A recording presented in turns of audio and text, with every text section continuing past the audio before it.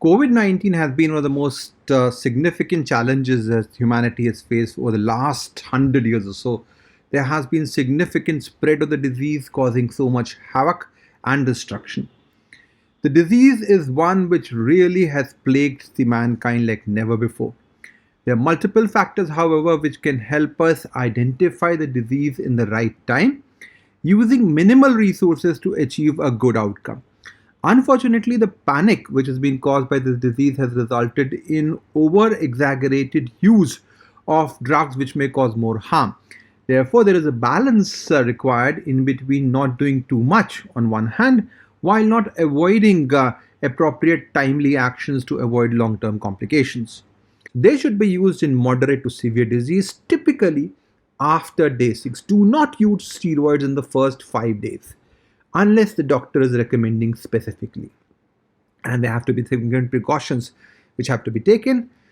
Steroids can also be taken as inhaled form, but we'll mainly talk about serious and moderate cases where we're talking about oral preparations. Plasma therapy is also something which we listen a lot, but it is only for very severe cases. Recently, not much role. So again, not very helpful. Steroids are essentially agents which suppress immunity. So if you're suppressing immunity, of course, you can have adverse effects if you give it too early because that will cause increased viral growth. But if you suppress immunity appropriately in somebody who has a cytokine storm, you can save that particular patient. The various options available, not much to choose, so I would not be going into the various comparisons of steroids. So we have prednisolone or the easily available Visalone. 20 milligram 12-hourly oral preparation is good enough.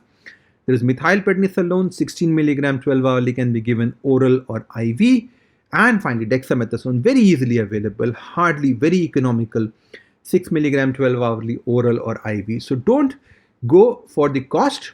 Whatever steroid is available with you, whether it is oral or injectable, give it. Giving is more important. Now, when should we do that? Around 6th day of illness and subsequently is very important, not before that. If the saturation has gone down or is going down, 90 to 93%, we have to be cautious about that. And of course, if there is a respiratory difficulty.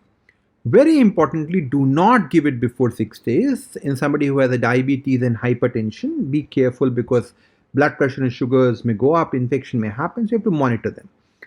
Now, this treatment, very importantly, has to be given for a minimum of 5 days, followed by half dose for 5 days. So it's not just like that you've given for a couple of days, patient is better, you stop it. That could cause more problems.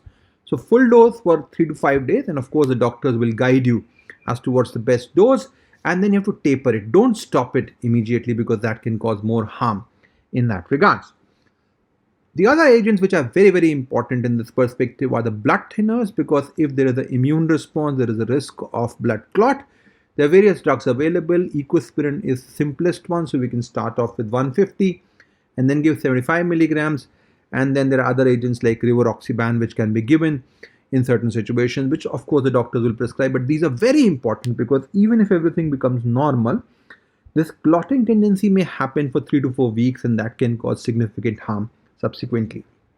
Intramuscularly also, there are options available, so doctors can prescribe the low molecular weight heparin as well. And typically 4 weeks is what we are looking at to avoid these clots. So these two medications, steroids and blood thinners, are absolutely essential, and they are much more beneficial than many of these complicated, expensive medications which are there. The other most important medication, of course, is oxygen, and we should consider oxygen as a treatment. It is life-saving.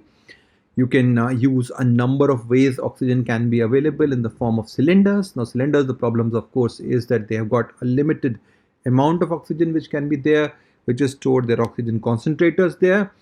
A non-rebreathing mask is what is recommended, and along with that, a humidifier is important to allow that. Now, oxygen has been a major problem. Ideally, should be given in the hospital, but it can be life-saving with steroids at home if no beds are available.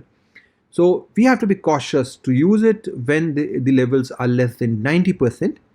On 90 to 93% saturation with difficulty in breathing, we should use oxygen. The aim is to maintain around 92%. Don't go for 100%. That will be too much of oxygen.